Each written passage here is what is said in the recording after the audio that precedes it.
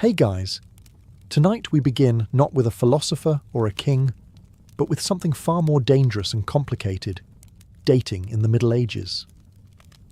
Because believe it or not, finding love in a time of plagues, dowries and chaperones was somehow even more awkward than texting someone, "What you doing?" at 2 a.m. From courtly love songs to marriage by livestock negotiation, medieval romance was less about butterflies and more about land rights. So before you get comfortable, take a moment to like the video and subscribe, but only if you genuinely enjoy what I do here. And let me know in the comments where you're tuning in from and what time it is for you. It's always fascinating to see who's joining us from around the world. Now, dim the lights, maybe turn on a fan for that soft background hum, and let's ease into tonight's journey together. So, you're standing in a medieval village, or maybe a chilly stone castle, wondering how to find love. Maybe strike up a conversation? Compliment someone's hose? Ask if they come here often? Nope. That's not how any of this works. If you're in the Middle Ages, dating, in the modern sense, doesn't really exist. You don't flirt, text, or go for long walks to see where it goes. Instead, your parents, or your lord or your abbot, are already deciding who you'll marry, when, and how many cows it will take to seal the deal. If you're a noble, you've probably been betrothed since before your voice dropped. You and your future spouse might meet for the first time on your wedding day. And yes, that's just as uncomfortable as it sounds. The whole thing is about land, titles, and family alliances. Not compatibility or how good they are at lute solos. If you're a peasant, things are slightly less formal, but only slightly. Your family still has a strong say, and love isn't really part of the discussion. Maybe your parents know a nice girl whose family owns a productive goat. Maybe they admire a boy who can thatch a roof without falling off. Boom. You're courting now. Lucky you. It's not that people in the Middle Ages don't feel romantic. They do. It's just not the priority. The goal is survival, inheritance, and social stability. Falling in love before marriage? That's risky. Falling in love outside of marriage? That's scandalous. Either way, it's frowned upon. Unless you're a character in a tragic poem, in which case, go wild. And yet, you dream. Maybe you write a little verse on a scrap of parchment. Maybe you sneak a glance across the market. Maybe, just maybe, you fall for someone who wasn't pre-approved by your family's livestock appraiser. But for now, you wait, you obey, you try not to fall for the miller's apprentice. Because in this world, love might be the goal of poets, but marriage is the work of parents, priests, and politics. So you think someone's cute. Maybe it's the way they balance a basket of onions on their head. Maybe it's the confident way they beat mud off a rug. Your medieval heart skips a beat. But steady yourself, because in this world, romance doesn't bloom without a balance sheet. Before you even think about courtship, you'd better ask, what do I bring to the table? And if your answer is a charming personality, you might want to sit down. If you're a young man, you'll need land, or livestock, or tools, or a roof that doesn't leak too much. Love letters are nice, but nothing says husband material like 2 healthy oxen and a roof that can survive a mild storm. If your father has already promised the best goat to your brother, well, you might want to consider the priesthood. If you're a young woman, your family needs a dowry. That could be coin, clothing, or a suspiciously generous number of geese. Doesn't matter how witty you are, if your family can't pay up, you're likely to spend a long time perfecting your embroidery alone. Now let's say you actually like someone who makes your calloused heart flutter. You lock eyes at the well. There's a spark. It's romantic. It's poetic. It's completely irrelevant, because unless your families are on equal financial footing, you might as well fall in love with a cloud. If you're noble, it gets worse. Your hand in marriage is tied to land, borders, and political favours. You're not just a person. You're a walking treaty. Congratulations. Even peasants aren't safe. Marriage is practical. You don't marry for butterflies. You marry because your pig pen borders someone else's wheat field. You dream of passion. You settle for irrigation rights. And yet, you try. Maybe you offer a small gift, a carved spoon, a handful of berries, or your finest slightly cracked mug. Maybe they smile, maybe they don't. But the truth remains. In medieval dating, economics is the flirting, and love is just a bonus you hope your spouse develops eventually. So let's say you're not a peasant worrying about pigs or a noble dealing with treaties. Let's say you're a knight. Shiny armour, big horse, questionable poetry skills. What's your love life like? Welcome to the strange and emotionally exhausting world of courtly love. Now, this isn't dating. This is performance art. Courtly love was a noble pastime, part flirting, part spiritual suffering, and entirely impractical. You, the brave knight, choose a noble lady, usually one who's already married, and vow to adore her from afar. Not physically, of course. That would ruin everything. No, you're supposed to suffer. Elegantly. You might compose a few tortured verses about her silver laugh, or how her hair burns like the sun, which, in medieval terms, means she has hair and didn't insult your family. You wear her colours at tournaments. You pine. You sigh. You occasionally joust someone just because he glanced at her too long. The lady's role? She's supposed to pretend this is all very flattering while maintaining a level of icy detachment that would terrify a glacier. She may respond with a letter, a token, maybe a ribbon, but mostly she'll just be mysterious and unattainable, which is the entire point. The emotions are high, the actual contact, minimal. At best, you might get a nod from across the hall or a finger brushed against your gauntlet during a feast. Anything more, and suddenly it's not courtly love. It's a scandal. Or worse, adultery. And no one wants that. At least, not officially. This entire setup worked best when everyone involved agreed it was mostly pretend. It was a way to express longing, devotion, and creative angst, all without disrupting the social order. A medieval venting mechanism, if you will. Was it dramatic? Absolutely. Did it involve more poetry than practicality? Constantly. But for a knight stuck between battles and boredom, courtly love gave you something to write about, and someone to write for. Just don't expect a happy ending, or a kiss, or even eye contact.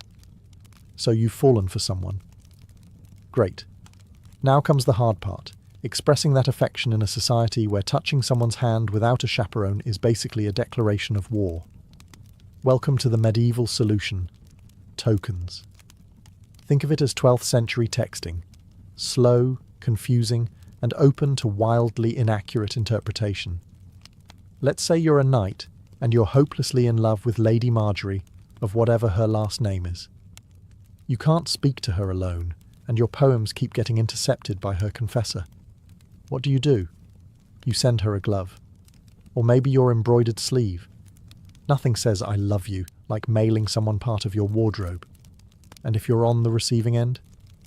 Congratulations. You now have a sweaty linen sleeve you didn't ask for, and the romantic burden of pretending you know what it means. Is he confessing love? Asking for a favour? Suggesting a duel? Who knows? Women gave tokens too. A ribbon, a piece of hair, a tiny pendant. It was sentimental, sure, but also deeply strategic. Give the wrong guy the wrong token, and suddenly you're spoken for by someone with a lazy eye and a drinking problem. Tokens were meant to be subtle. A glove pinned to your chest, a ribbon tied to your sword hilt. Everyone knew what it meant, and no one said what it meant. The more cryptic, the better. It was less about communication and more about plausible deniability. Oh, this glove? No, it's not from Lady Joan. It just appeared on my pillow, scented with lavender, completely random. For commoners, tokens were simpler. Maybe a wood carving, maybe a handkerchief you stitched when you weren't milking something. It was still romantic, just with more calluses involved. Tokens were also risky. Giving one to the wrong person could spark rumours. Receiving one you didn't want meant figuring out how to politely return someone's sock without insulting their lineage. But for all the awkwardness, these tokens carried real emotional weight. They were symbols of love in a world that didn't allow much room for it. So you finally build up the courage to talk to your crush. Maybe offer them a flower.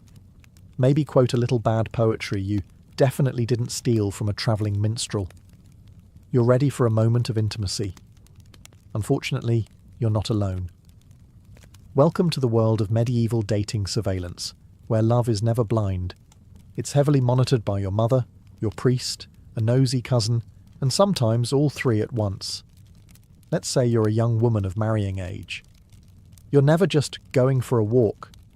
You're going for a walk with Margaret and her terrifyingly strict aunt, who's already judging your posture. Even if you're simply fetching water, someone is watching. Someone is always watching. It's less dating, more espionage.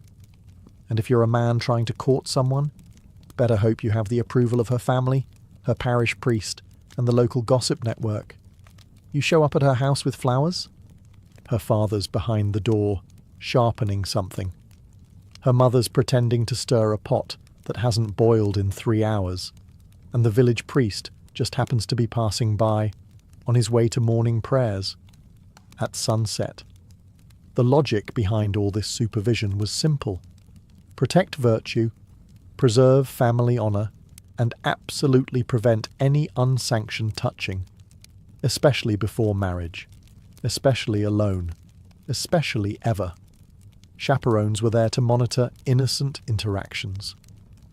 Group outings, monitored, walks, supervised, sitting within a 2-metre radius of each other on a bench.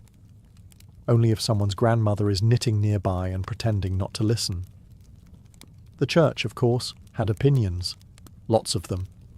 It regulated courtship the way a bouncer regulates a nightclub. Priests gave sermons about proper conduct and wrote lengthy treatises on the dangers of flirtation. Yes, that's right. Medieval clergy published anti-flirting manuals. Imagine someone copying those out by candlelight while monks silently judge you from across the scriptorium. Even letter writing wasn't safe.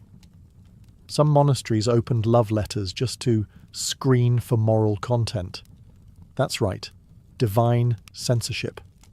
So if you want to fall in love, you'll have to get used to doing it quietly, and in the presence of your entire extended family, and possibly God. So, you're in love. Or at least medieval in love, which is mostly longing, confusion, and a lot of pacing near windows. You've exchanged glances across a feast. Maybe they picked up your dropped handkerchief and didn't immediately throw it into the fire. The tension is unbearable. But you still can't speak freely. There are chaperones, priests, mothers lurking like emotional border patrol agents. So what do? You write a letter. Ah, yes. The secret love letter. The most dangerous piece of parchment since the excommunication notice. This is your chance to confess your heart, using the most cryptic, overly poetic language possible. Because you can't just say, I like you. You must say, my soul is a stag, pierced by the arrow of your grace, roaming the forests of yearning.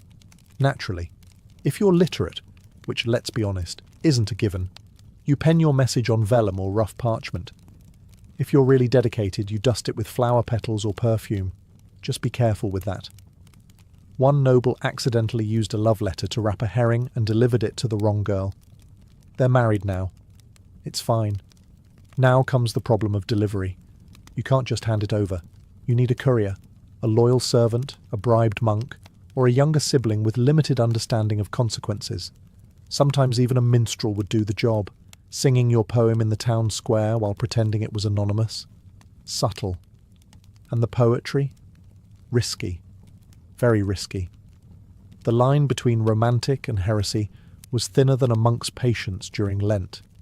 If your metaphor even hinted at anything physical, you might find yourself confessing to both lust and literary exaggeration. But despite all the rules, people did write. Some letters survived.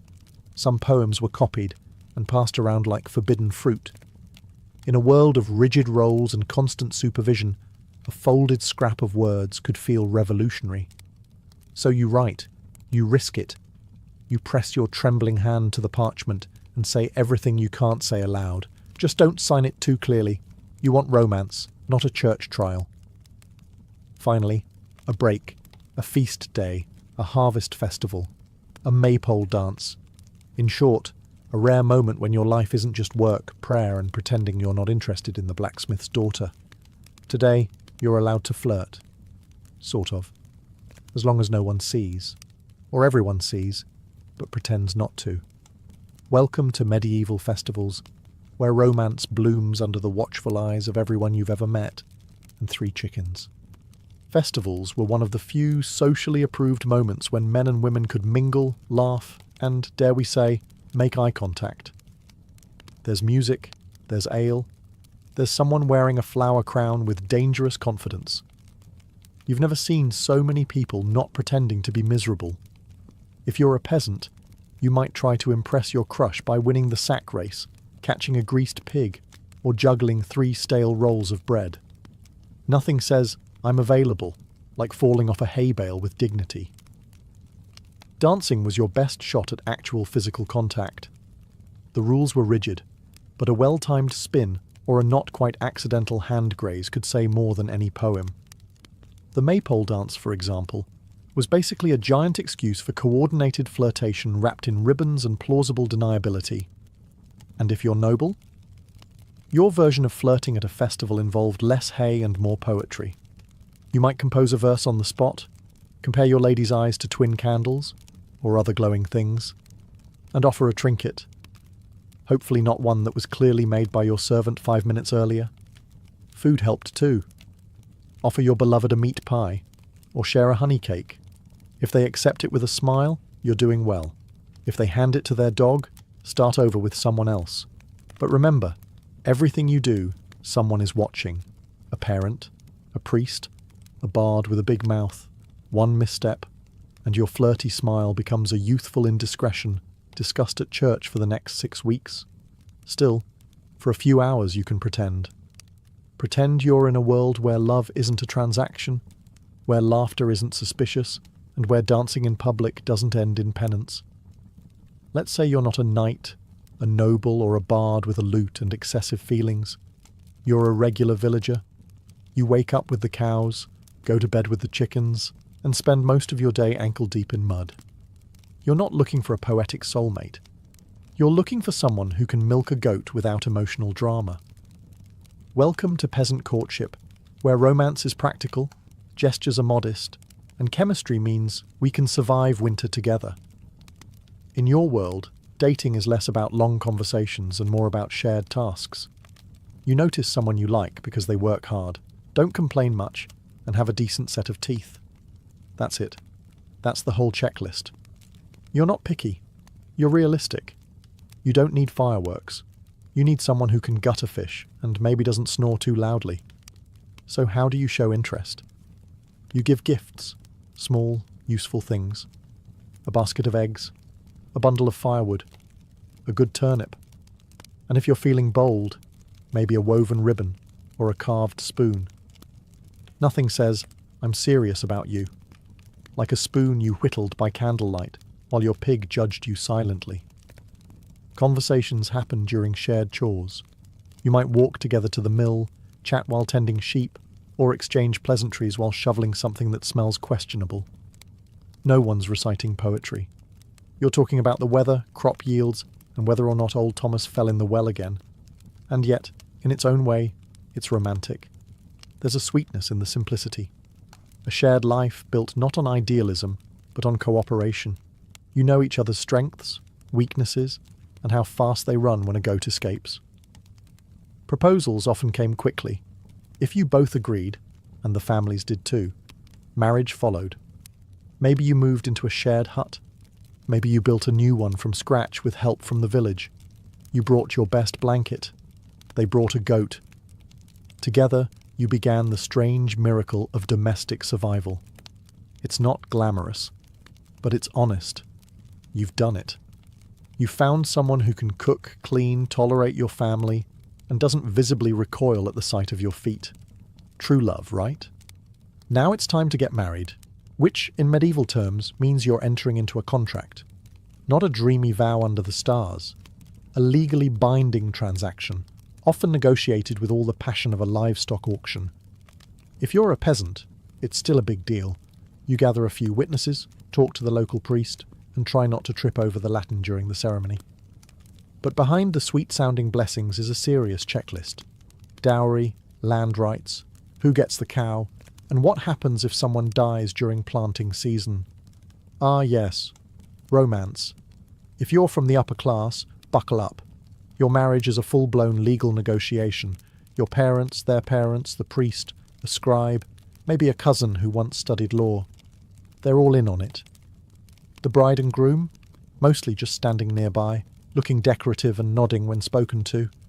You may or may not have even met the person you're marrying. Your family has done the math. Your estate needs her fields, her dowry balances your debts, and both of your coats of arms look good next to each other. Love is optional. The merger is not. And once you're married, it's permanent. Divorce isn't really a thing unless you can prove someone wasn't baptized, was secretly related to you, or died and forgot to mention it.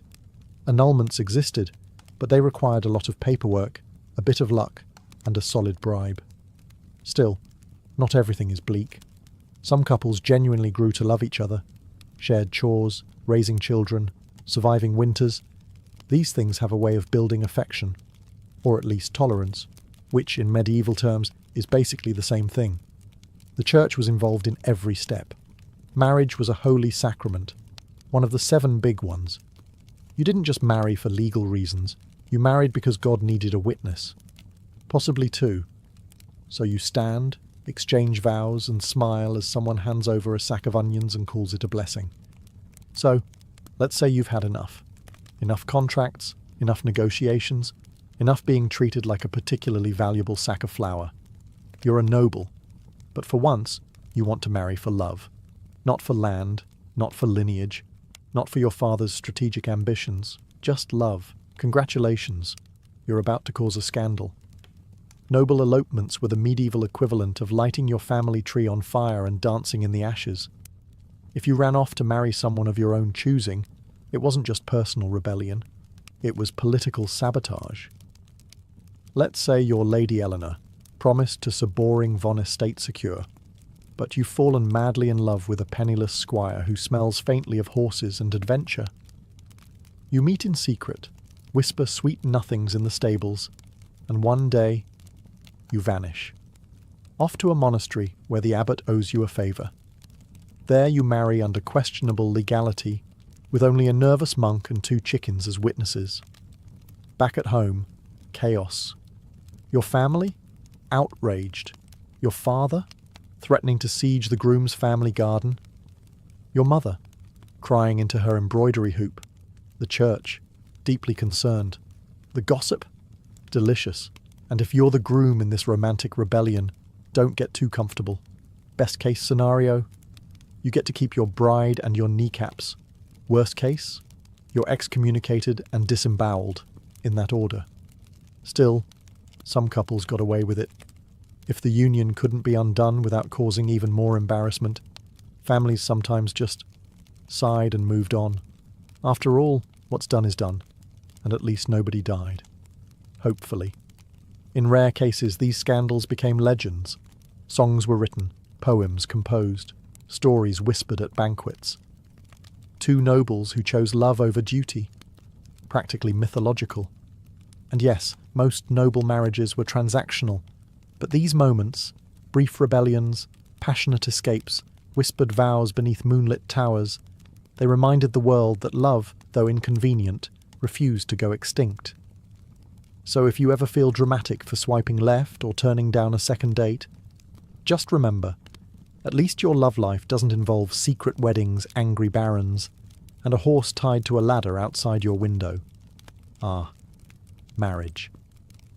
That beautiful union of 2 souls, and their respective financial portfolios. Because in the Middle Ages love was nice, but a dowry? Now that was truly romantic. Let's say you're a bride. You're not just getting married, you're being launched, like a small dowry-equipped economic vessel.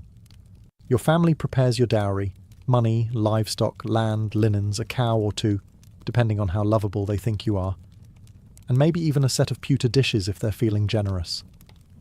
These offerings go to your future husband, who accepts you and your portable wealth with open arms and a mental calculator. Now flip the scenario. In some cultures or regions, it's not the bride's family giving the goods, it's the bride price. The groom pays her family for the honour of marrying her, effectively saying, "Here's a horse, a cloak, and 3 pigs. Now give me your daughter." Medieval romance at its finest. The point is, someone is paying someone. You're getting married, and there is absolutely a receipt involved. These exchanges weren't just about wealth. They were about status, expectations, and public statements. A large dowry might indicate a bride came from a prestigious family. A stingy one might suggest they were trying to offload her quickly, possibly due to suspicious personality traits or a habit of talking back. You, as the bride, didn't usually get to keep your dowry. It became part of the household economy, managed by your husband, guarded by the law, and hopefully not gambled away on dice and ale within the first month of marriage. If the marriage ended, through death, annulment, or your husband wandering off to join a monastery after midlife regret, your dowry could theoretically be returned. But retrieving it was often harder than pulling a sword from a stone. You'd need support, legal backing, and ideally someone who could read. Meanwhile, the bride price, if paid, was like buying a rare goat, expensive up front and no refunds. It compensated the bride's family for the loss of her labour. After all, who's going to milk the sheep now? So while love was occasionally in the mix, money was always at the altar. So you didn't go the marriage route. Maybe you were the second son, or your dowry was suspiciously small, or you just really liked chanting. Either way, you've joined a monastery or convent. Congratulations, you've now taken a vow of poverty, chastity, and an aggressive disinterest in romance. And yet, here you are, in a stone cloister surrounded by silence, candle smoke, and Brother Anselm's unexpectedly soulful eyes. Yes, even behind monastery walls, forbidden love found a way. To be clear, falling in love in a religious order was deeply discouraged. Like, you might get whipped, exiled, or lectured by someone with a Latin name, discouraged. You've sworn to give your heart entirely to God, which means giving it to literally no one else. But hearts are unruly, and sometimes prayers start sounding a lot like love poems. Maybe it starts with innocent tasks. Passing each other bread in the refectory, whispering during Vespers, laughing a little too hard when someone drops a hymnal. Before you know it, you're tucking extra cheese into Sister Beatrice's satchel and questioning everything. Some monks and nuns wrote passionate letters, disguised, of course, as theological musings.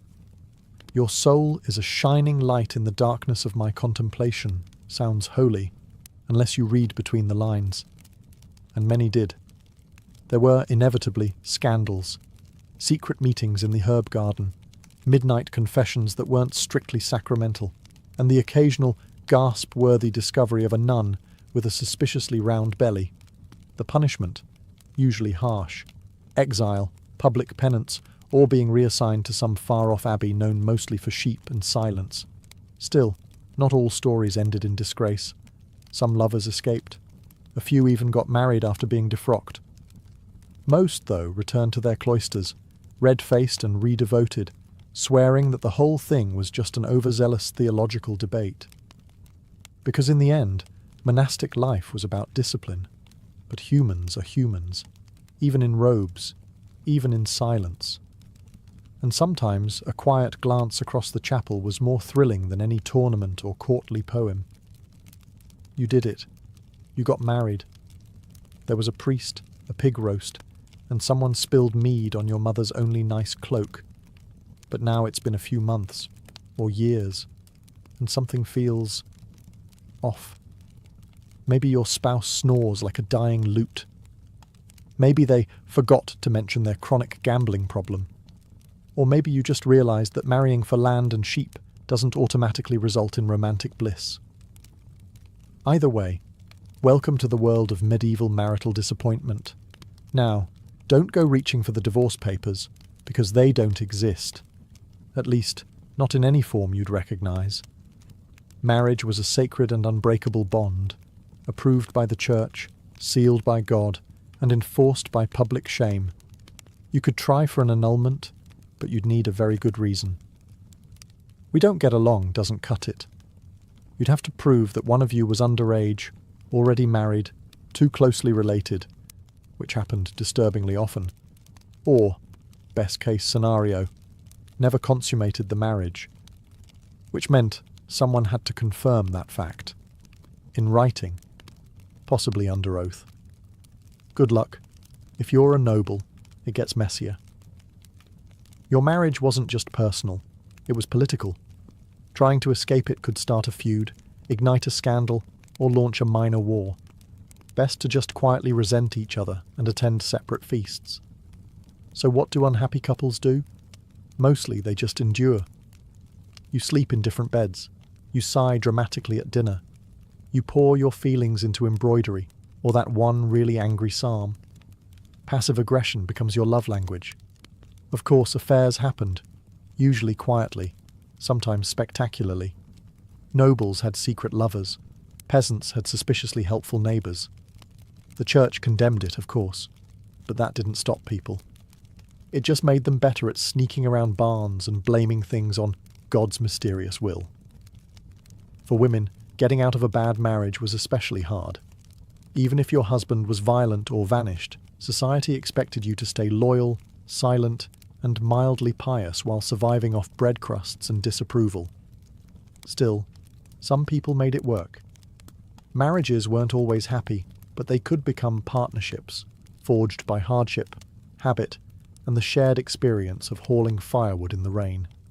Let's say your spouse dies. Maybe it was the plague. Maybe a farm accident. Maybe they tripped over a goose in the dark. However it happened, you're now widowed. And suddenly, the medieval dating pool opens back up. Being a widow in the Middle Ages was oddly liberating.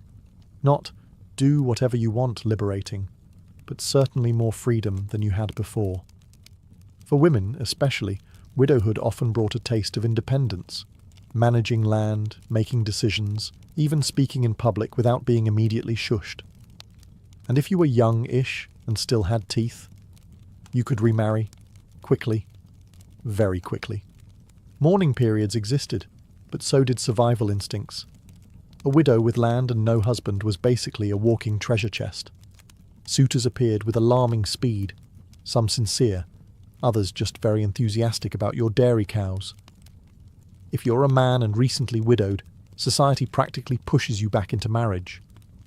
Who else is going to cook, clean, and raise the 11 children you somehow accumulated? So you start looking. Maybe the baker's daughter, maybe that quiet widow who always brings suspiciously good mead to market. Romance in second marriages could be surprisingly sweet. This time around, you're older, wiser. You're not being pushed into an alliance. You're choosing someone to survive with. Maybe even someone you like. Wild concept. Of course, there were rules. The Church frowned on remarriage that happened too quickly. Like, your spouse isn't cold yet. Quickly. And widows often had to negotiate with family over dowries and inheritance.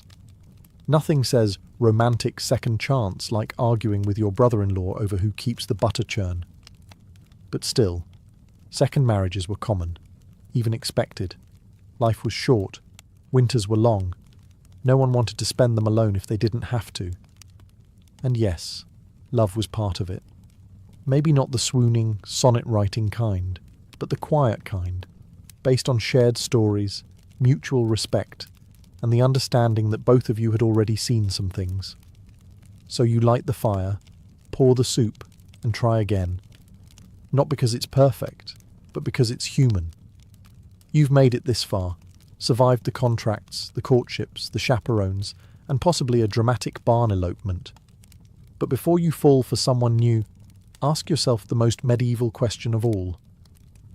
Are you cosmically allowed to love this person? Because in the Middle Ages, love wasn't just a matter of the heart. It was a matter of stars, bones, and whether or not your grandmother saw a fox this morning. Let's begin with astrology. Yes, before you kissed anyone, you might want to consult the local monk astrologer. Are your signs compatible? Is Venus in retrograde? Was your beloved born under an unlucky moon? If so, better to marry someone less cursed. Love is hard enough without planetary sabotage. Then there were birthmarks, mysterious little symbols that might identify you as your soulmate's long-lost twin, or their destined executioner. Superstitions were flexible like that.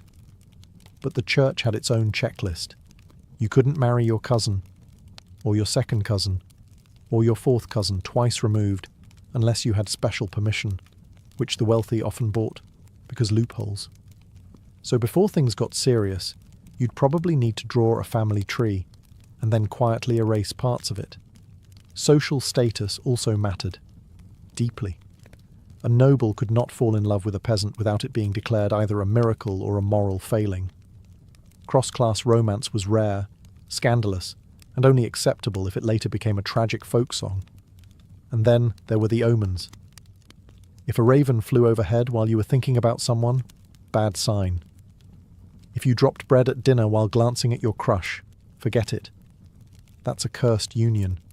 Someone might bury a charm under your doorstep to protect you from improper suitors, or to sabotage your chances. Either worked. Love, in this world, wasn't just personal. It was mystical. Everyone had an opinion. The stars, the saints, the weather, and that one woman in the woods who definitely wasn't a witch, except she probably was. But despite all the rules, signs, and whispered warnings, people still loved. Clumsily, bravely, often against advice. Because medieval or not, the heart remains wonderfully disobedient. You've probably heard of Alexander the Great, maybe even Julius Caesar, but have you ever heard of the woman who allegedly chopped off the head of Cyrus the Great and dunked it in blood? Her name was Thamyris, and she didn't rule from a throne gilded in gold or within high-walled cities. No, her court was the open sky, her army was the wind, and her power came not from titles, but from pure, unshakable authority. She was queen of the Massagetæ, a confederation of nomadic tribes who roamed the steppes of Central Asia. Think horse archers, tattooed warriors, ritual feasts, and battlefield justice. Thamyris didn't inherit her power from a pampered courtier system. She rose through grit, leadership, and possibly a healthy dose of "don't mess with me" energy. Her people were tough, accustomed to harsh winters, long migrations, and enemies on every side. But even among such people, she stood out. She was a warrior, a lawgiver, and a ruler in her own right. No husband overshadowed her. No brother guided her hand. Now, to be clear, much of what we know about Thamyris comes from the Greek historian Herodotus, a man not exactly known for his strict fact-checking. But if even a fraction of his account is true, then Thamyris wasn't just a queen. She was a storm in human form. At the heart of her story is this. A foreign superpower was growing stronger by the day. The Achaemenid Persian Empire, led by Cyrus the Great. He had already conquered Lydia and Babylon, and now his gaze turned east. The Massagetæ were next on his list. But Cyrus didn't fully understand what kind of woman he was dealing with. Before the first arrow flew, before the first spear shattered, and before her son's death changed everything, Thamyris was already preparing for war.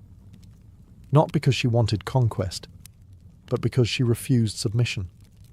She wasn't just defending territory, she was defending a way of life.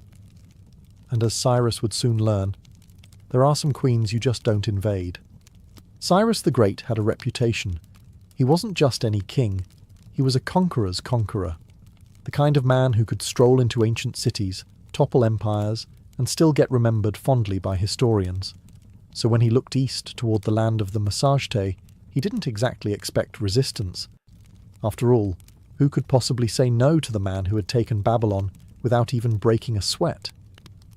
Cyrus sent a polite offer first, because of course, every good imperialist starts with a smile. He proposed a political marriage between himself and Tomyris.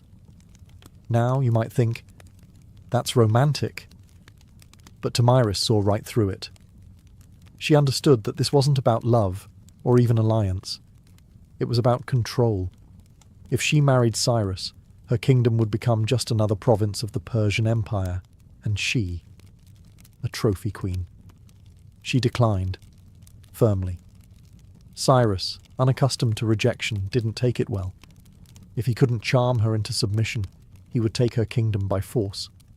He crossed the Araxes River, which separated his empire from the lands of the Massagetæ, and established a foothold. But Tomyris wasn't idle. She gathered her warriors, consulted her chiefs, and prepared for what she knew was coming: war. Then came the bait. Cyrus, under the guidance of his general Harpagus, laid a trap.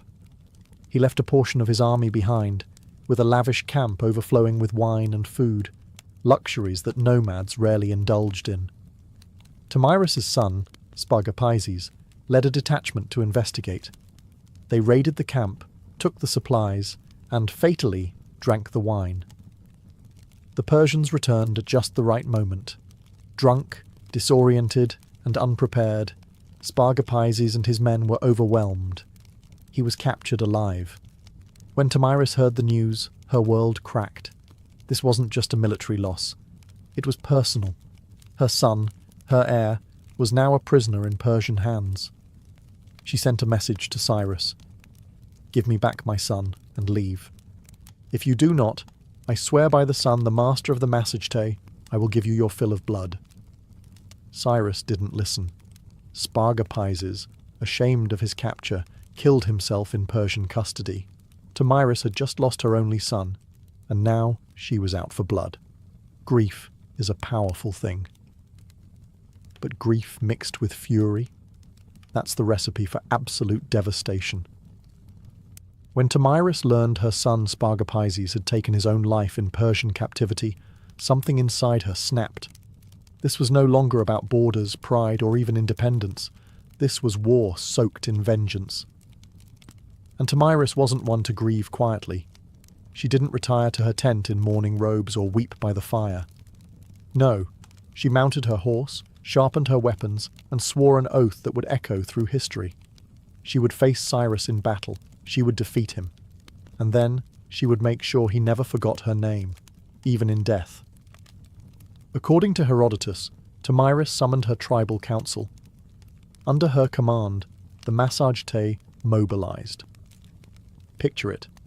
Hundreds of warriors on horseback, adorned in leather armor, wielding bows and spears, faces painted with fury. They didn't march like a Persian army, they moved like a storm, swift, chaotic, and with deadly precision. This time, she set the trap.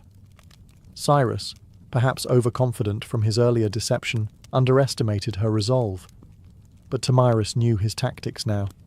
She studied his movements, waited for the right moment, and then unleashed everything.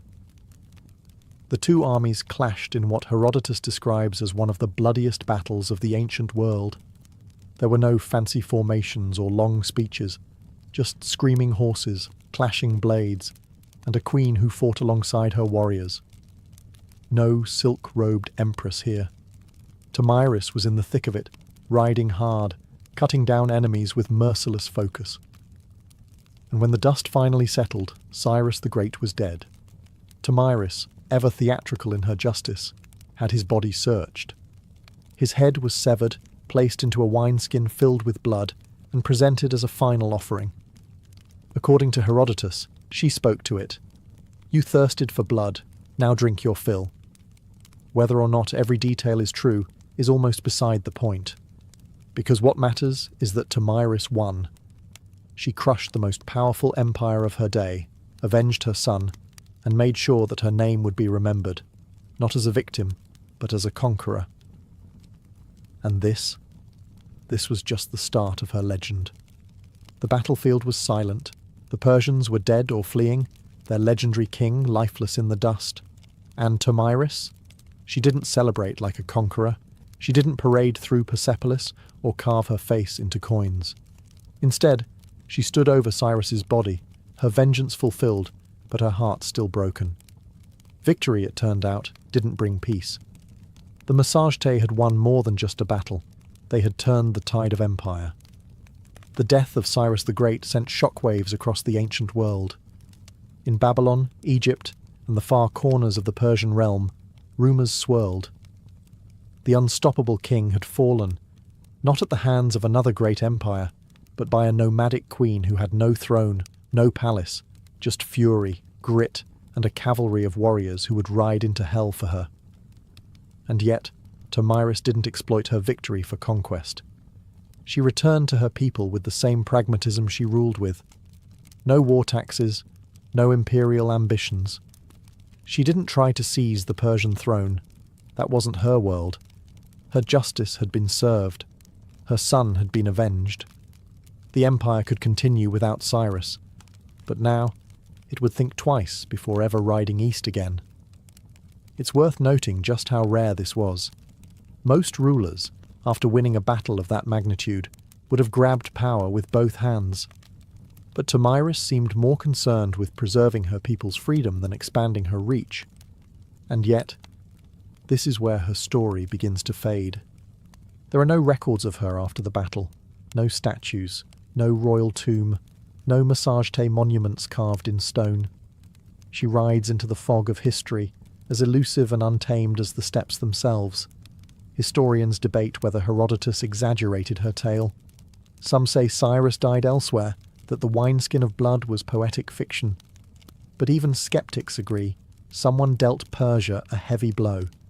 And it wasn't a king, it wasn't a general, it was a queen, a mother, a woman whose love for her son fueled one of the most dramatic reckonings in ancient history.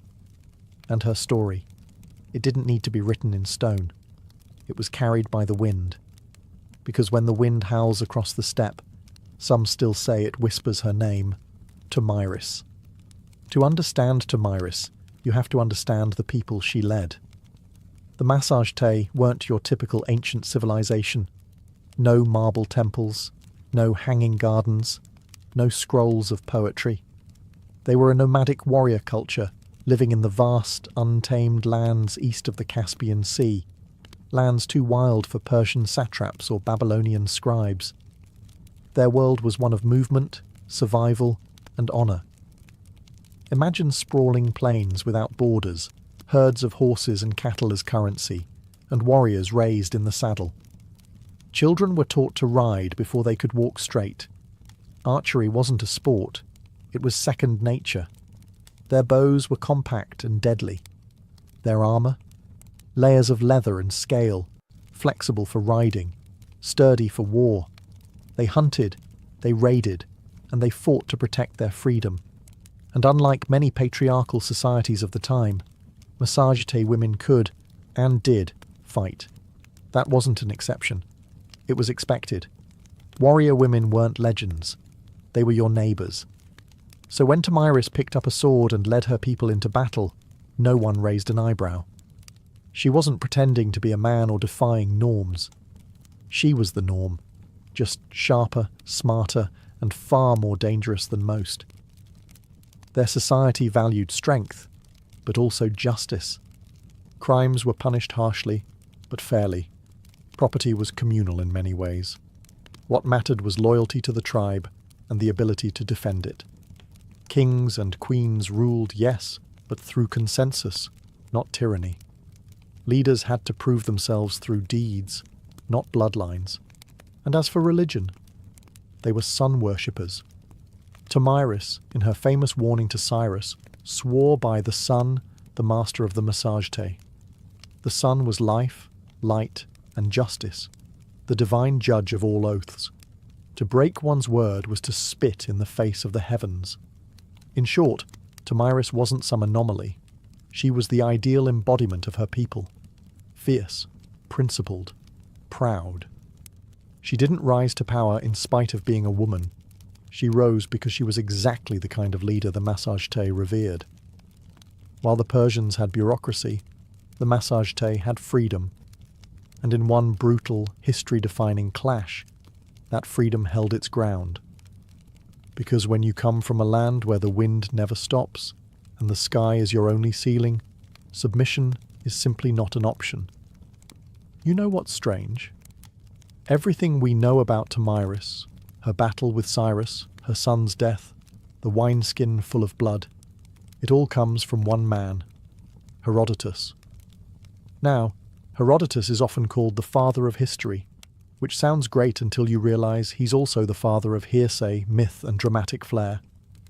The man loved a good story, and if that story involved divine omens, gory revenge, or queens shoving heads into blood, well, even better. So, how much of Tomyris's tale is true? That depends on how much you trust a Greek writing decades after the events, who had probably never met a single Massagete in his life. Herodotus relied on second-hand accounts, travellers' tales, and whatever rumours were circling the Persian Empire. To him, history wasn't just a record, it was a performance. Still, here's the thing. He chose to tell her story. In a world brimming with male warlords, tyrants, and kings, Herodotus went out of his way to spotlight a steppe queen who brought down one of the greatest rulers in history. That's not nothing. But let's zoom out. Why did this tale spread so widely? Simple. It had everything. A noble woman, a tragic son, a cunning enemy, a battle to the death, a gory finale worthy of any Greek tragedy. If you were living in Athens or Thebes and heard this tale from a travelling bard, you'd remember Tomyris forever, not because she wore a crown, but because she dared to defy a superpower, and won. And over time, her story morphed. Medieval chronicles painted her as a savage Amazon. Renaissance artists depicted her drenched in blood, holding Cyrus's head like a trophy. She was exotic, fearsome, iconic. Yet through all the retellings, something real clings to her legend. Maybe not the exact dialogue, maybe not the wineskin, but the bones of the story, the queen, the son, the war, the victory, feel too specific, too human, to be pure invention. In the end, Herodotus didn't just preserve Tomyris, he mythologized her. And while that may blur the lines between fact and fiction, it also ensured that her name would live far longer than Cyrus's imperial edicts. Because history forgets generals, but it remembers vengeance. For a queen with no surviving monuments, Tomyris has haunted the imagination of empires for over 2,000 years. Renaissance painters adored her. She was a dramatic muse, perfect for the bloody climax of a canvas. In 1622, Rubens painted her calmly holding a severed head, while courtiers looked on in awe. In another, she stands regal and composed, while Cyrus's decapitated head is ceremonially dunked into a golden vessel brimming with blood. Tasteful? Maybe not. Memorable? Absolutely. To European artists, Tomyris wasn't just a historical figure. She was symbolism incarnate. A woman who punished pride, a savage noble, a cautionary tale. A feminist icon, depending on who was holding the brush. She could represent the righteous fury of a mother, the barbarism of the East, or the wisdom of a ruler who refused to be bought. Writers loved her too. In the 18th and 19th centuries, she appeared in plays, novels, and philosophical tracts. Enlightenment thinkers debated whether she was proof that women could govern wisely, or a reminder of what happens when emotions rule leadership. Either way, she stayed in print. But oddly enough, her own people left no records. The Massagete faded from history, absorbed or erased by later nomadic cultures. No carved inscriptions, no burial mounds with gold plaques saying Tomyris was here. Her memory survived entirely through outsiders' eyes, and yet she kept reappearing. In Soviet-era Central Asia, Tomyris was reclaimed as a symbol of resistance against imperialism. Statues of her were erected in Kazakhstan and Turkmenistan. Modern scholars re-evaluated her not as a bloodthirsty barbarian, but as a legitimate head of state, a woman who ruled, led armies, and negotiated from a position of strength. She has appeared in everything from documentaries to video games. In one moment, she's a playable leader in a strategy game. In the next, she's being analysed in academic journals on gender and power. That's range. And here's the strange part. We still don't even know what she looked like. No coins, no busts, no carvings. But we know what she stood for. Strength, vengeance, autonomy, legacy.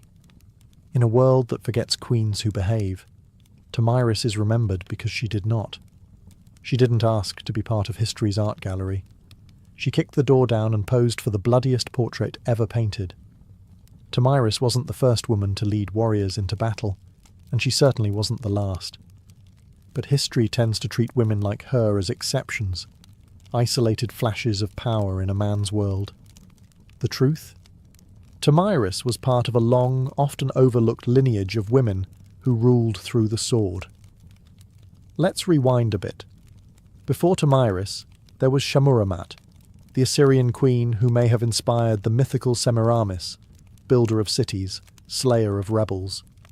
Around the same era, the Scythians, cultural cousins of the Massagetae, had female warriors buried with weapons, their skeletons showing clear signs of battle injuries.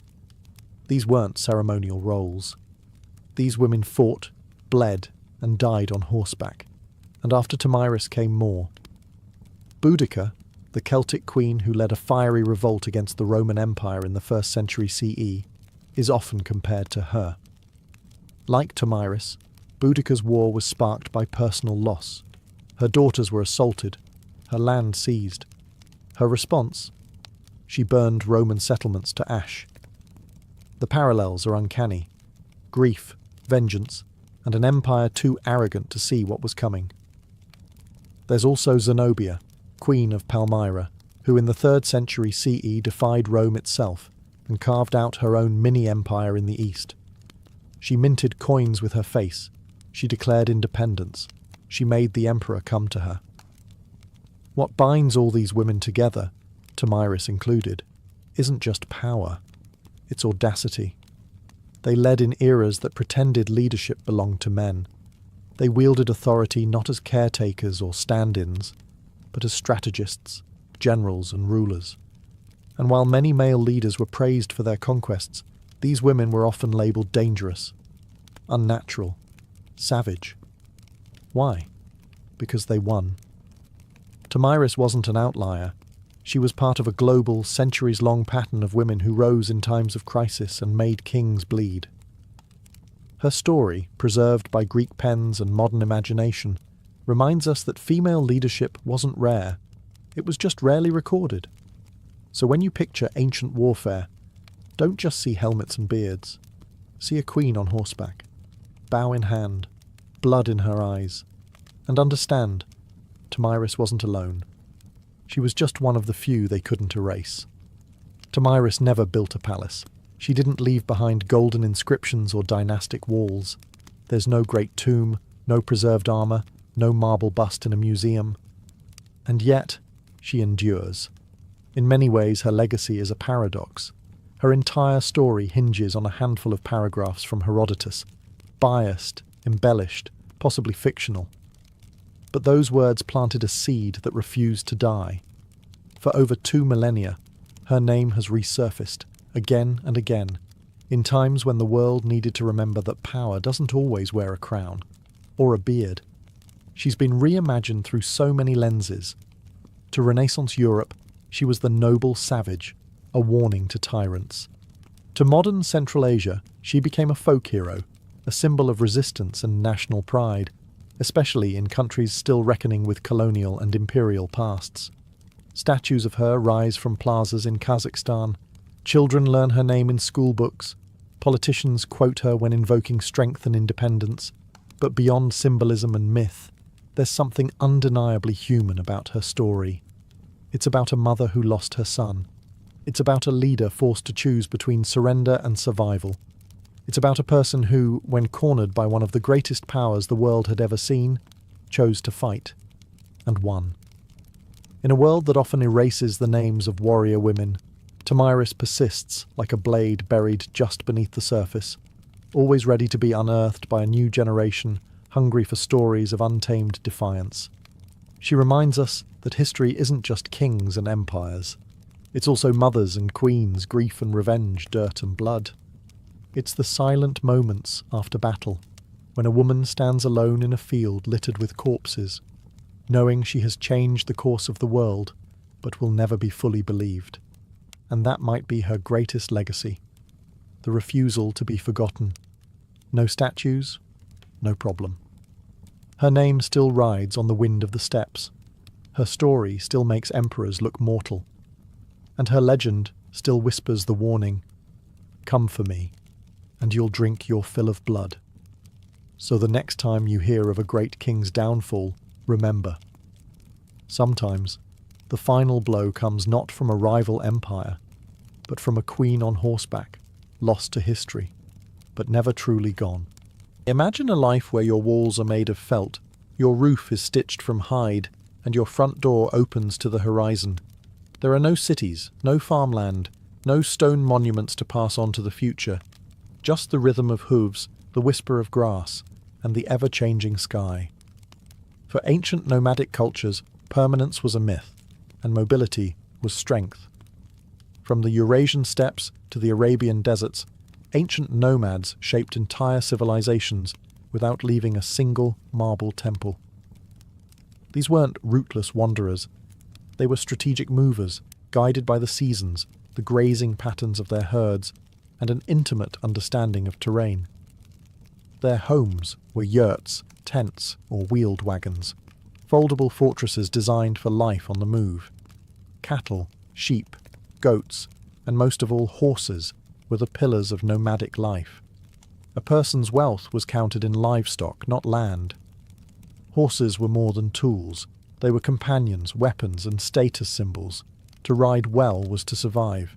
To ride best was to rule. But being mobile didn't mean being disorganized. Nomadic societies had complex social structures. Power usually flowed through clans and tribes, with leadership often based on merit and influence rather than strict heredity. A chief or khan might rise through tactical brilliance, oratory skill, or sheer charisma. Loyalty was personal, earned in campfire councils and on wind-scoured battlefields. And far from being isolated from the world, nomads were its connective tissue. They moved silk from China, spices from India, silver from Persia, and slaves from Europe. Nomadic caravans and traders were the original transcontinental couriers, long before empires caught on. And when trade broke down, they raided, swift, strategic, and terrifyingly efficient. Their history wasn't written in stone. It was sung, recited, and remembered. Elders passed down legends and laws through oral tradition. A tribe's entire legal system, history, and identity could be carried in the mind of a single bard or elder. Stories weren't entertainment. They were instruction, governance, and identity. In the eyes of empires, nomads were unpredictable, alien, and dangerous. But to themselves, they were guardians of freedom, masters of adaptation, and heirs to the wind. They left few ruins behind, but they reshaped the world every time they rode. Long before the Mongols thundered across Eurasia, the Scythians ruled the wind-swept steppe. Between the 9th and 2nd centuries BCE, these nomadic warriors dominated the lands stretching from the Black Sea to the edges of Central Asia. To the Greeks, they were fearsome horsemen and exotic barbarians. To themselves, they were a people of freedom, vengeance, and pride. Scythian society was built around mobility and violence. Their horse culture was unmatched. Boys learned to ride before they could walk properly. Their weapons were practical and deadly. Short composite bows, ideal for shooting while galloping at full speed, curved swords, battle axes, and iron-tipped spears. The Scythian warrior wasn't just a man either. Archaeological finds confirm what Herodotus hinted at. Women fought too. Some graves reveal female skeletons buried with weapons, showing battle wounds that only came from real combat. They didn't build cities, but their kurgans, burial mounds, have preserved their legacy. Beneath these mounds, archaeologists have found gold, intricate tattoos on preserved skin, embroidered garments, and elaborate weaponry. Their art style, full of swirling animals and predatory symbolism, reflects a life bound to nature and the hunt. But the Scythians weren't just wild raiders. They were diplomats, mercenaries, and traders, especially with Greek colonies along the Black Sea. They sold furs, slaves, and grain, and in return imported wine, pottery, and luxury goods. Greek writers both admired and feared them.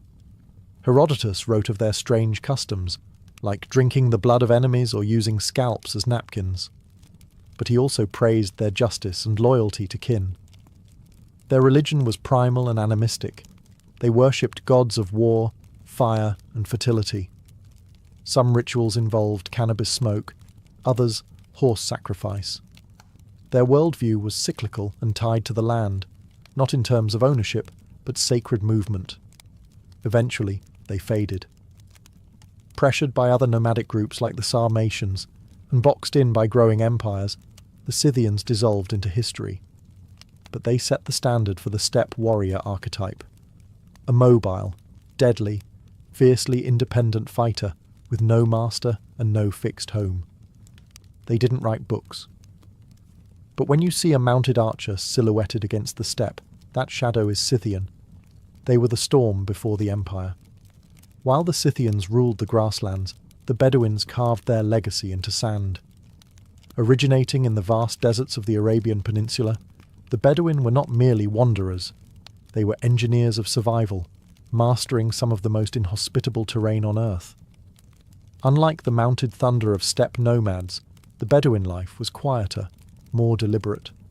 It was built around the rhythms of the desert, drought and rainfall, grazing routes, and the movements of stars. Their home was the black goat hair tent, or Beit el-Sha'ar, portable, breathable, and easy to pack. Life moved with the camels, known as the ships of the desert. Camels were transport, food, clothing, and currency all at once. The Bedouin were famed for their tribal structure. Everything revolved around the clan. Loyalty to kin came before all else. Honour, or sharaf, wasn't just a word. It was the social glue. A single insult could start a blood feud. But generosity to guests, karam, was just as sacred. A stranger could expect food, water, and protection for 3 days. No questions asked. Their warfare was rooted in the raid, or gazu, fast, strategic attacks designed to capture goods and livestock without unnecessary bloodshed. Battle wasn't about mass slaughter. It was about survival, prestige, and honour. A successful raid elevated a man's status. A failed one could stain a tribe's reputation for generations. But Bedouin life wasn't all conflict and sandstorms. It was rich in oral tradition. Poets were warriors of words. Their verses preserved history, shamed enemies, and praised heroes. Poetry was passed from memory to memory, often performed in song-like cadence around the fire. Some poems became tribal lore, others became legacy. Trade caravans also passed through Bedouin lands. These tribesmen served as guides, protectors, and sometimes smugglers, moving goods like incense, spices, and silk from southern Arabia to the Levant and beyond. They knew every oasis, every star path. Their knowledge was legendary and expensive. Though many Bedouins later integrated into cities and empires, they maintained a fierce sense of identity. Even today, the black tent and tribal codes remain symbols of Bedouin pride. They weren't just survivors of the desert, they were its soul. No nomadic people have ever reshaped the world quite like the Mongols. In the 13th century, these steppe riders erupted out of the plains of Mongolia and carved out the largest contiguous land empire in history. But their roots were no different than the other nomadic cultures they followed. Mobile, clan-based, and fiercely adaptive. Life on the Mongolian steppe was brutal and demanding. The Mongols lived in gurs, circular felt tents that could be assembled in under an hour and packed onto a cart the next morning. Their herds, horses, yaks, goats, sustained them, and their children were raised in the saddle. Riding was a skill learned before literacy. In fact, most Mongols couldn't read, but they didn't need to. Their knowledge was encoded in songs, proverbs, and memory. What made the Mongols different was how they weaponized mobility. Under Genghis Khan, tribal divisions were shattered and reorganized into a new merit-based system. Loyalty to tribe was replaced by loyalty to the Khan, and with that, the world changed. Mongol warfare was a ballet of speed and deception. Their horse archers could fire accurately at full gallop, fake retreats to lure enemies and travel over 100 miles a day. But they weren't just raiders, they were strategists. They used scouts, spies, signal flags, and psychological warfare with terrifying precision. Once they began conquering cities, they adapted quickly. Siege engineers from China and Persia joined their ranks. The Mongols learned how to build catapults, flaming arrows, and battering rams, and used them with chilling efficiency. But here's the twist. They weren't just destroyers. The Mongol Empire connected the world in ways never seen before. They revived and protected the Silk Road, ensuring safe passage from China to Europe. Goods, ideas, and even diseases like the Black Death travelled their vast network. They introduced paper currency, passport systems, and religious tolerance across their realm. A Muslim merchant, a Christian priest, and a Buddhist monk could all travel safely under Mongol rule, as long as they didn't rebel. And yet, they remained nomads at heart. Even as they governed empires, Mongol rulers still returned to their tents, their herds, and the open steppe. They conquered cities, but never truly belonged to them, because no matter how high they climbed, they always rode with the wind at their backs. To the sedentary empires, nomads were either useful or dangerous, and sometimes both at the same time. But to nomads, the line between trade and raid was negotiable. One day, they'd escort your caravans across the desert. The next, they'd plunder your border towns. It all depended on the mood, the season, and how well you paid. Trade was vital to nomadic life. Most nomads couldn't grow grain or make pottery. They needed tools, textiles, spices, and luxury goods. In exchange, they offered livestock, furs, leather, salt, and exotic items like falcons or rare horses. Some traded directly with empires. Others operated as middlemen between distant regions, forming crucial links along the Silk Road, incense route, and other transcontinental paths. But these weren't simple merchant caravans. They were armed convoys, ready to defend themselves or attack, depending on the situation. A tribal leader might negotiate with a border governor one week, then raid his storehouses the next. Empires called this treachery. Nomads called it options. The Scythians, for example, traded grain and gold to Greek cities along the Black Sea, but if a city tried to cheat them, they burned it.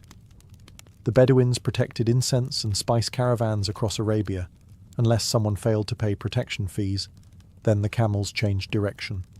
The Mongols under Genghis Khan initially tried peaceful trade with the Khwarezmian Empire, but when their merchants were executed, they responded by annihilating entire cities.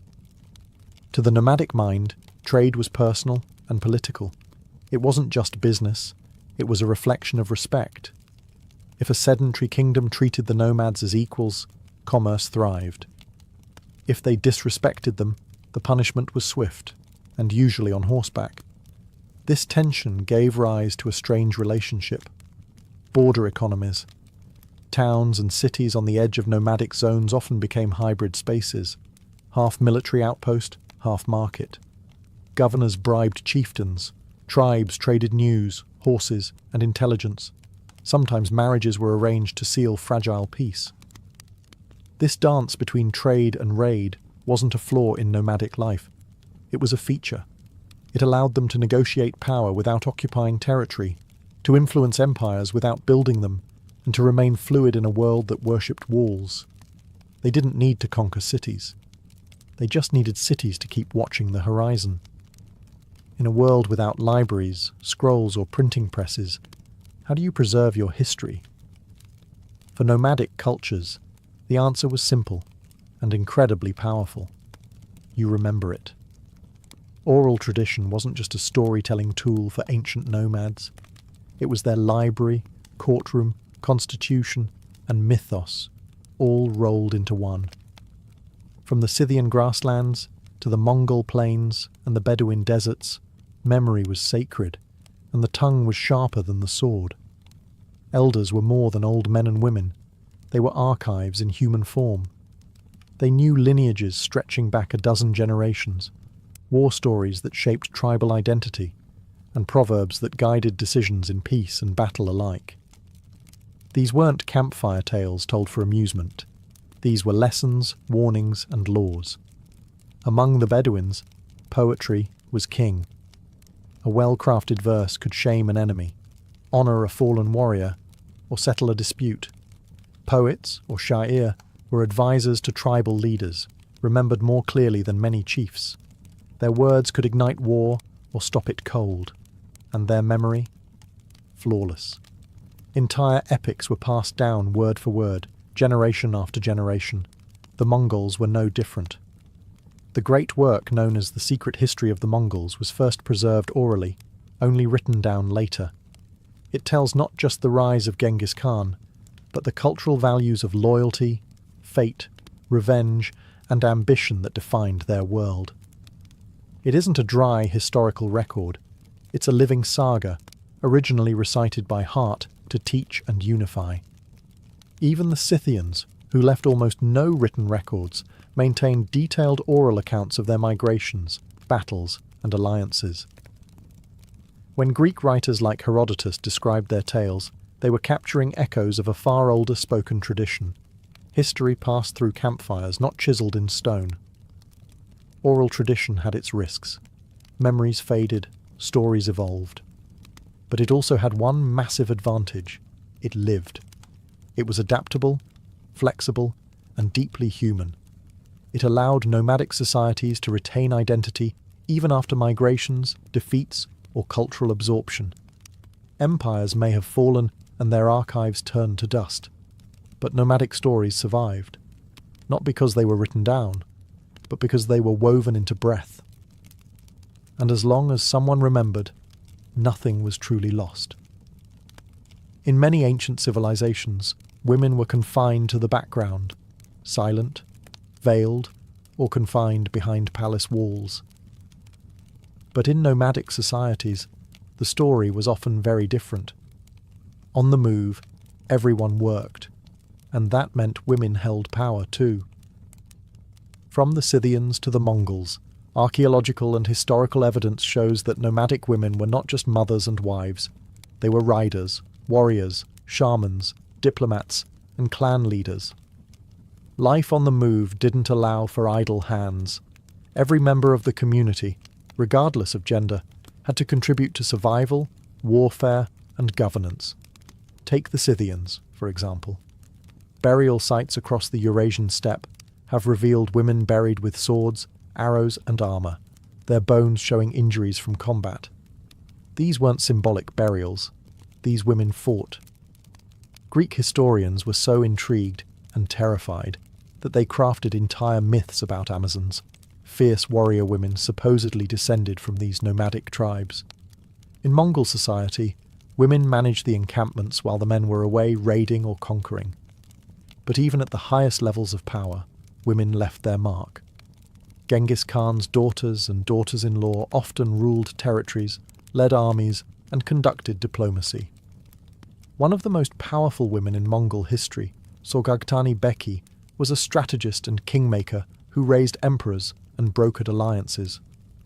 Among the Bedouins, women had fewer public leadership roles, but still wielded influence through poetry, family alliances, and the sacred traditions of hospitality. A woman's tent was her domain. Her ability to manage resources, uphold honour, and raise future warriors made her a central figure in tribal life.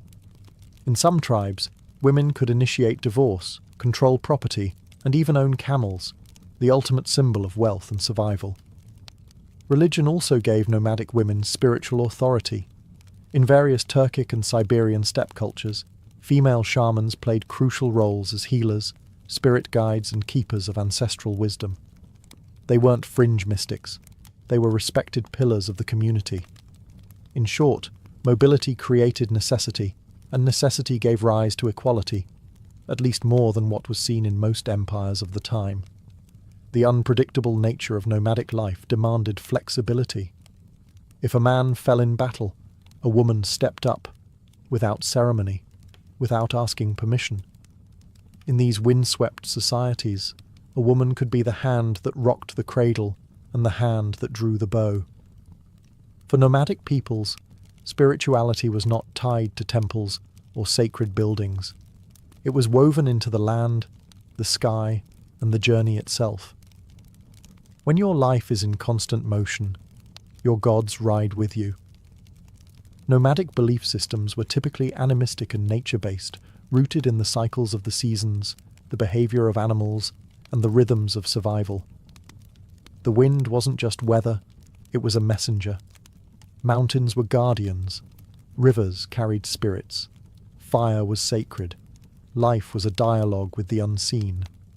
Among the Scythians, described by Herodotus, worship centered on a pantheon of gods tied to the natural world.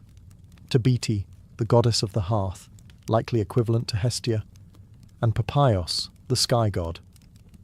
Rituals often involved horse sacrifice, cannabis smoke, and sacred oaths sworn under open skies. Their spiritual world was visceral, earthy, and direct. No priests in robes, just warriors and shamans calling to the heavens. The Bedouins, before the rise of Islam, practiced a form of polytheism centered around local deities and tribal idols. But above all, they revered the unseen, the mysterious forces of fate and nature. Jinn, or spirits, were believed to dwell in rocks, windstorms, and lonely places.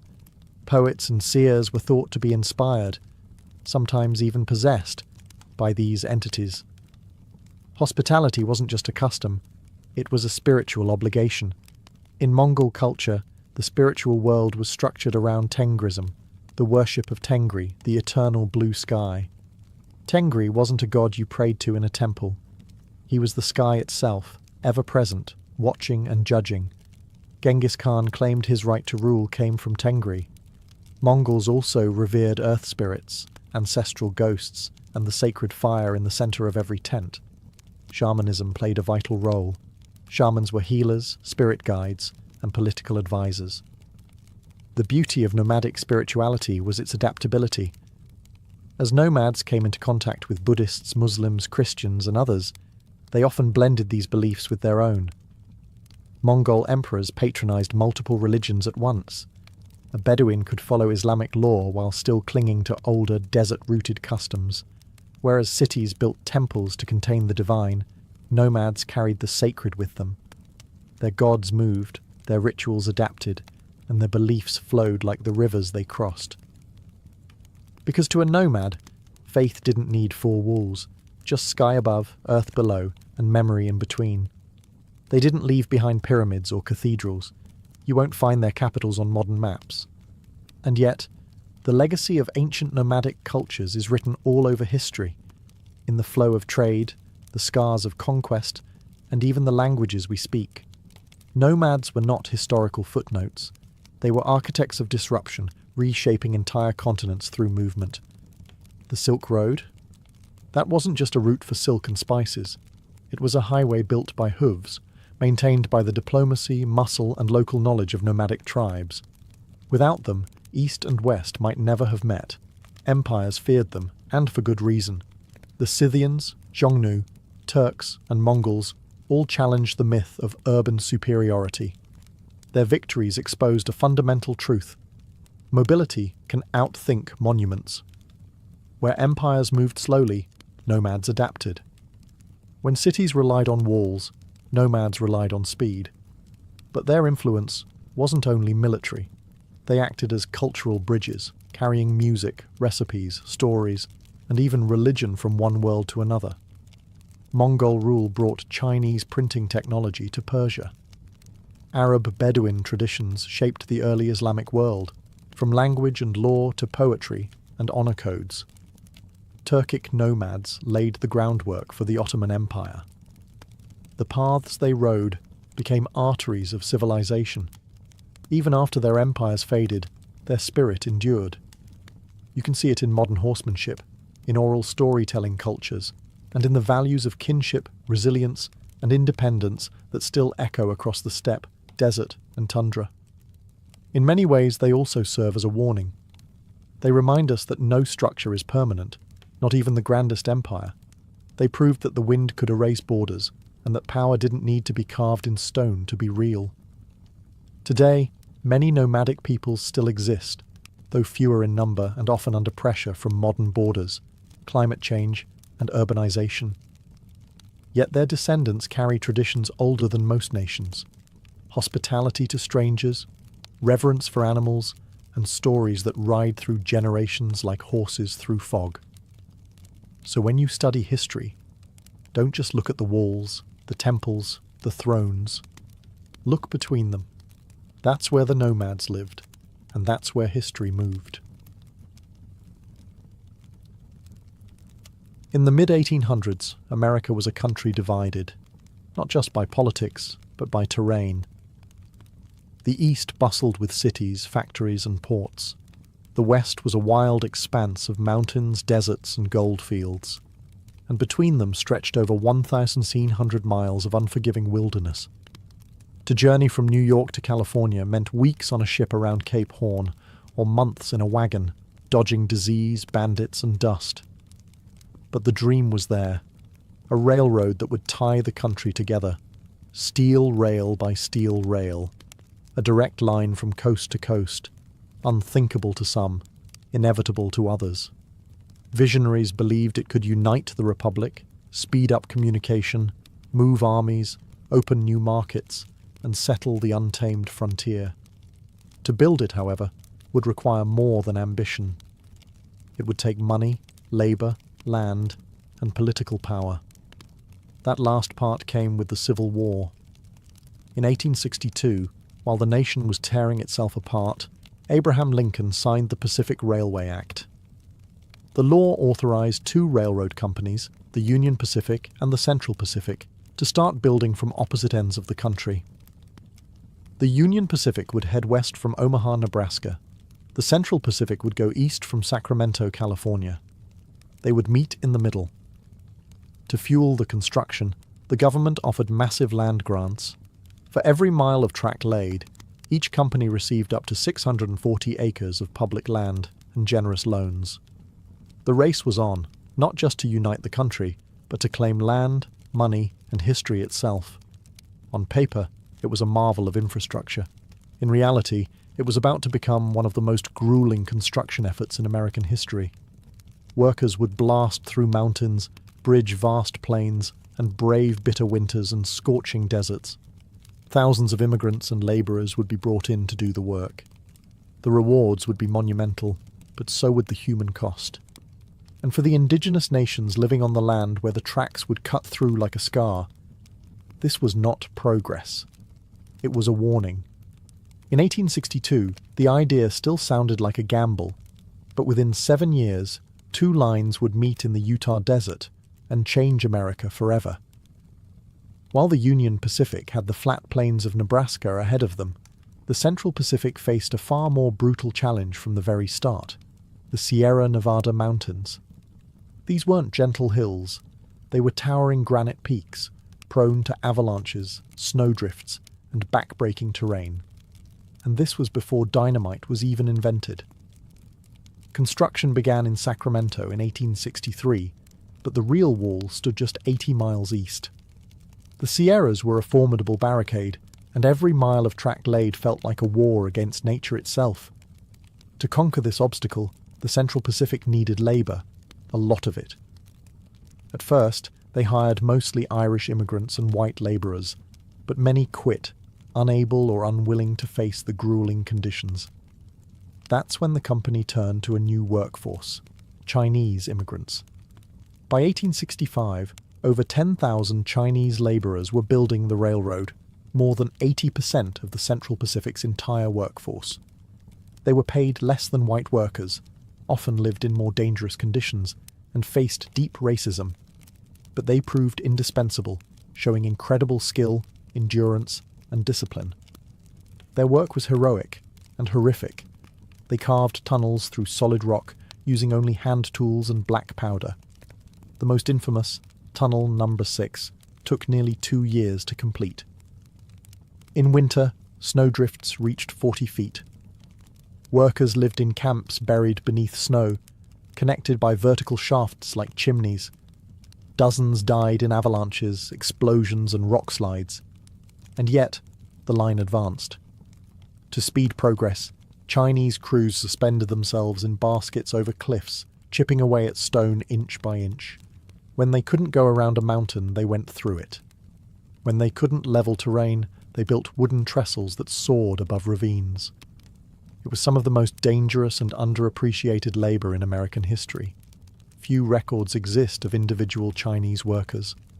No statues were built for them at the time.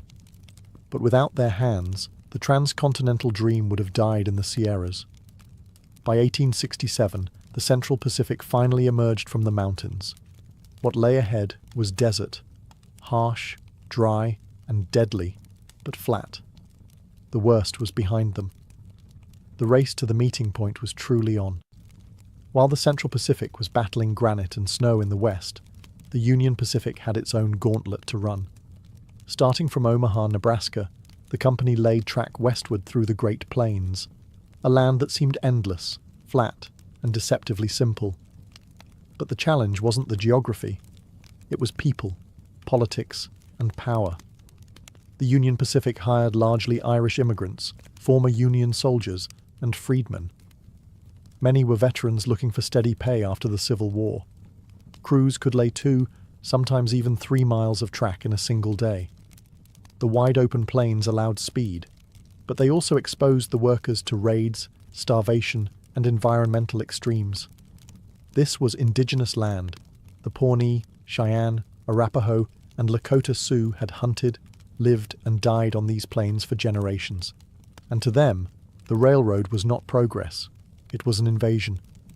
The track cut directly through tribal hunting grounds. The smoke-belching engines frightened buffalo herds. Telegraph poles and surveyors disrupted sacred spaces. Tribes saw what was coming. Settlers, soldiers, fences, and displacement. Resistance was inevitable. The Lakota Sioux, under leaders like Red Cloud, fought back fiercely.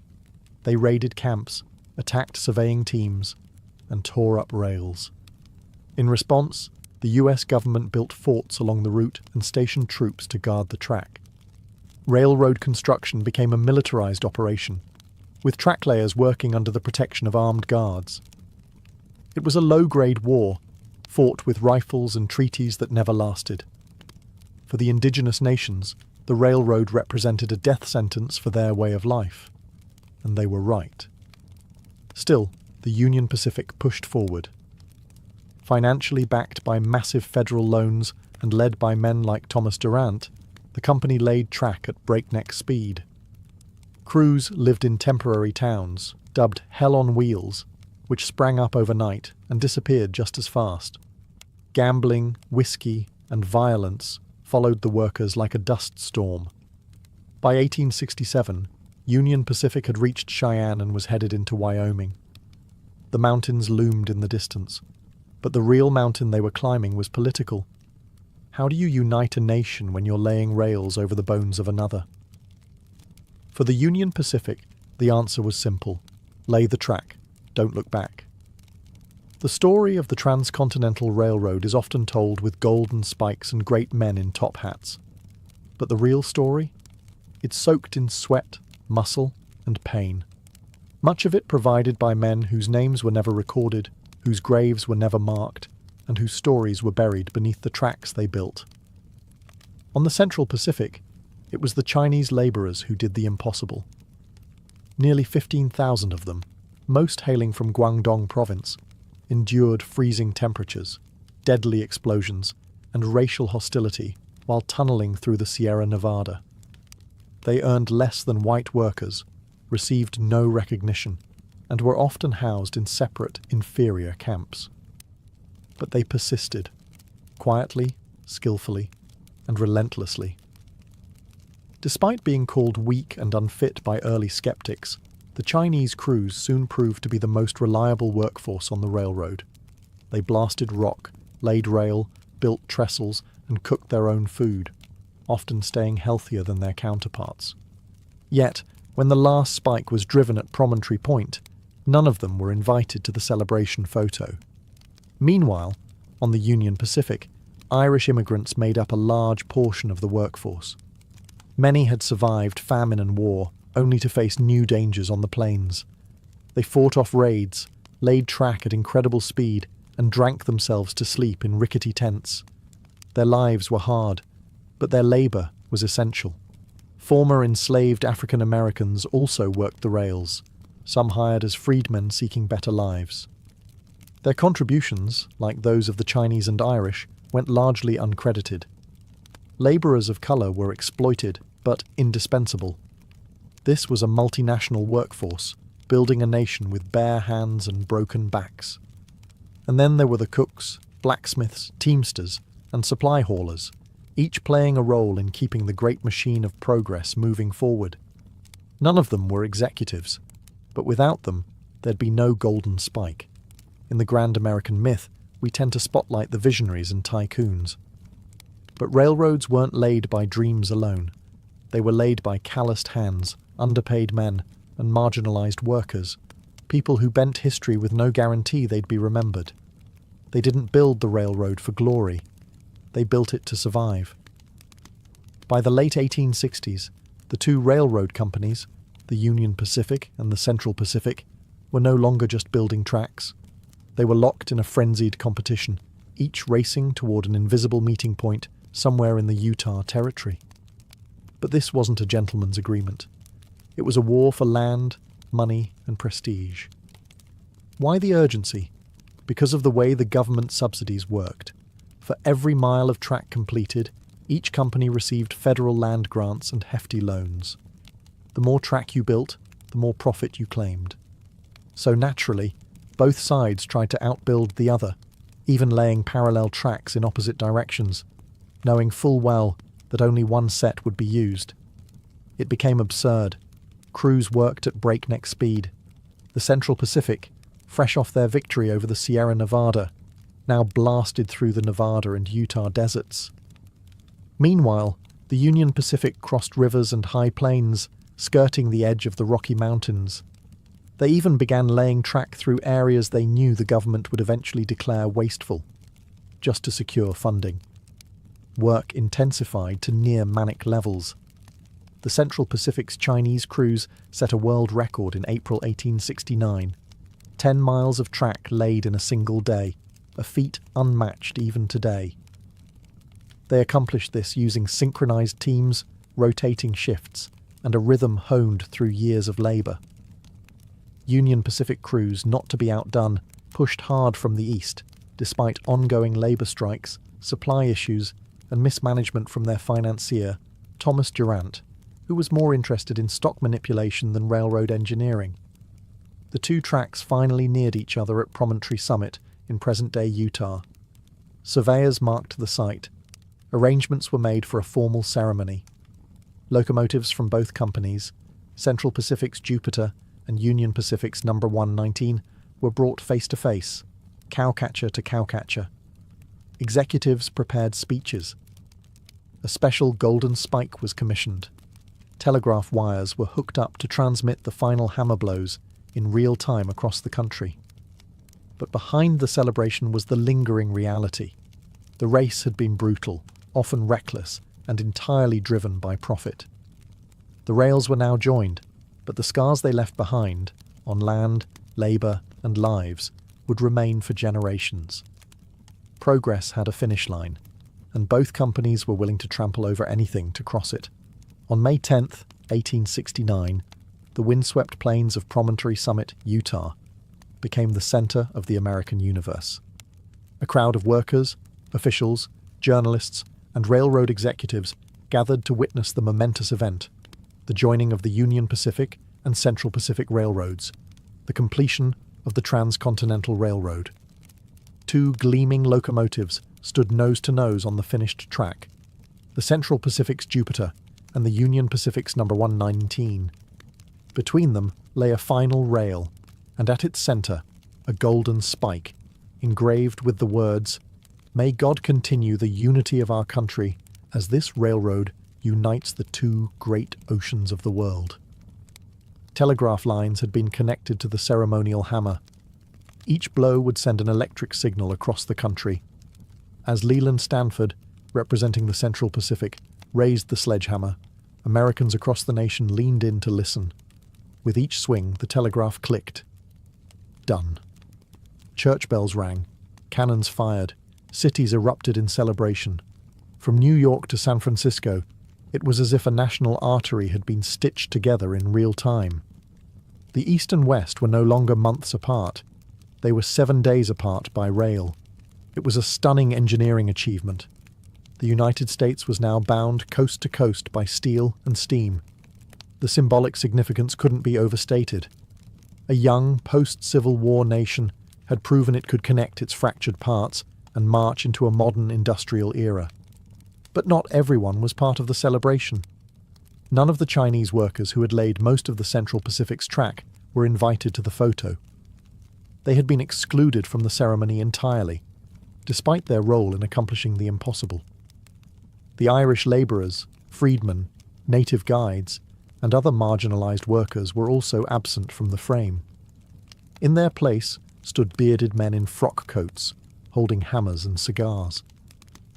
So while the country celebrated unity, the reality was more complex. The railroad did connect east to west, but it also sharpened divisions between races, classes, and cultures. It united markets, but at the cost of many human lives.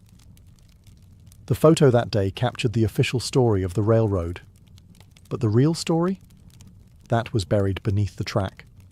The completion of the Transcontinental Railroad didn't just shrink geography, it exploded the American economy. Almost overnight, the United States was no longer a bi-coastal nation awkwardly bridged by wilderness. It was now a single economic organism, pulsing with movement, commerce, and opportunity. Goods that once took months to transport by wagon or ship could now move from coast to coast in under a week. Agricultural products from the Midwest, wheat, corn, cattle, could be shipped westward to booming mining towns or eastward to the industrial cities. Manufactured goods flowed in the opposite direction. Rail cars replaced oxen. Steam replaced sail. What had once been an uncertain frontier was now a profitable supply chain. Towns sprouted like weeds along the railroad towns that grew up almost overnight. Some became cities. Others disappeared as quickly as they came, especially if the rail line shifted. But each one was a node in a growing network, connected by a steady rhythm of pistons, whistles, and smoke. The railroad also helped fuel industrial growth. Ironworks, coal mines, timber mills all surged with demand. The need for rails, locomotives, and infrastructure created jobs across the nation. Steel barons and railroad tycoons got rich, bankers lined their pockets, and small-time entrepreneurs rode the wave, opening hotels, restaurants, and general stores along the line. Mail moved faster. News travelled across time zones in days instead of weeks. For the first time, the government could project real presence across the full continent, deploying troops, resources, and political influence wherever the rails reached. And let's not forget the human factor. Millions of people moved west. Immigrants from Europe who once landed in New York now saw a direct path to land and labour in California, Oregon, and the Western Territories. Homesteaders, prospectors, ranchers, and outlaws all rode the same steel road toward destiny. Of course, this boom wasn't evenly shared. Wealth flowed upward. Native lands were devoured. Labourers remained poor. But there's no denying it. The railroad transformed the US from a regional republic into a continental power. The engine wasn't just moving people, it was moving money, power, and the future. And once it started, it wasn't going to stop.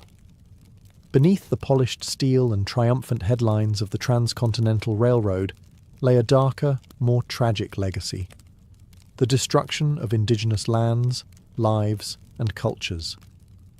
The railroad didn't just connect east and west, it sliced through native homelands, carving out routes through territories held by the Lakota, Cheyenne, Shoshone, Ute, and many others. What had once been open plains and sacred ground was now divided by rails, telegraph poles, and fencing. With each spike driven, native sovereignty was eroded. The impact was immediate and brutal. Buffalo herds, central to plains tribes' economies, diets, and spirituality, were slaughtered en masse to clear the way for trains and settlers. In some cases, passengers were encouraged to shoot buffalo for sport from moving trains. These herds, once numbering in the tens of millions, dwindled to near extinction in just a few decades. The railroad brought more than tracks. It brought settlers, soldiers, and surveyors. Towns popped up where there had been none. Homesteaders, empowered by the federal government, staked claims on tribal lands.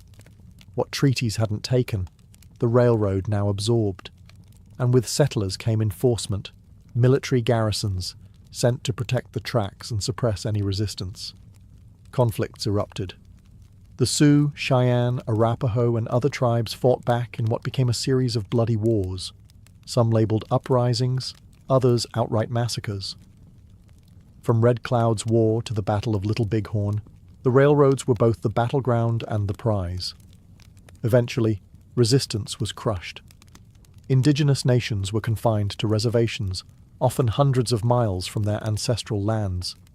The psychological toll was immense. Sacred sites were desecrated. Hunting patterns were broken. Nomadic cultures, built around seasonal migration and vast open space, were forced into fixed locations, under constant surveillance, and all of it was justified in the name of progress. The Transcontinental Railroad was hailed as a marvel of American ingenuity, but it came at the cost of 1,000 nations' dreams. It wasn't just the iron that cut through the land, it was the erasure of a way of life, replaced by timetables and timbers. History books often praise the railroad for uniting a nation, but for native peoples, it tore theirs apart. When the final spike was driven at Promontory Summit in 1869, it wasn't just the end of a railroad, it was the beginning of a new American identity, faster, hungrier, and increasingly shaped by steel and steam. The Transcontinental Railroad shrank the country. What had once taken 6 months by wagon or ship now took 7 days by rail. It changed how people moved, how goods were exchanged, and how the very idea of distance was understood. Suddenly, the concept of a coast-to-coast nation wasn't a dream. It was a daily reality. The railroad fueled the rise of time zones, created to coordinate cross-country travel and commerce. It reorganized agriculture, allowing farmers to send produce across state lines. It powered the Second Industrial Revolution, enabling raw materials to flow efficiently into urban factories. The rhythm of the country began to match the clatter of trains. Culturally, the railroad reinforced a sense of manifest destiny, the belief that America was meant to span from Atlantic to Pacific. It made expansion feel not just possible, but inevitable. With rails stretching across deserts, mountains, and plains, there was no longer a wild frontier. Everything felt reachable, everything felt claimable. But the railroad also set the template for corporate power in America. Massive wealth accumulated at the top. Men like Leland Stanford, Thomas Durant, and Collis Huntington didn't just get rich, they shaped policy, bought politicians, and built empires. Corruption scandals like the Credit Mobilier affair exposed how deeply railroad interests were embedded in government. For labourers, the train tracks marked both opportunity and exploitation. For indigenous peoples, it marked the end of a world. For the environment, it brought radical change. Forests cleared, rivers bridged, buffalo nearly exterminated. Yet for all its costs, the railroad undeniably stitched the fabric of a modern America. It connected immigrants to opportunity, businesses to markets, and governments to distant territories. It transformed an experimental republic into a fully integrated nation. The iron rails didn't just carry passengers, they carried ambition, destruction, hope, and hubris. The railroad was both a triumph and a tragedy. And once those twin locomotives touched cowcatchers in the Utah desert, the country was never the same again. The nation was transformed, not by war or election, but by iron and fire.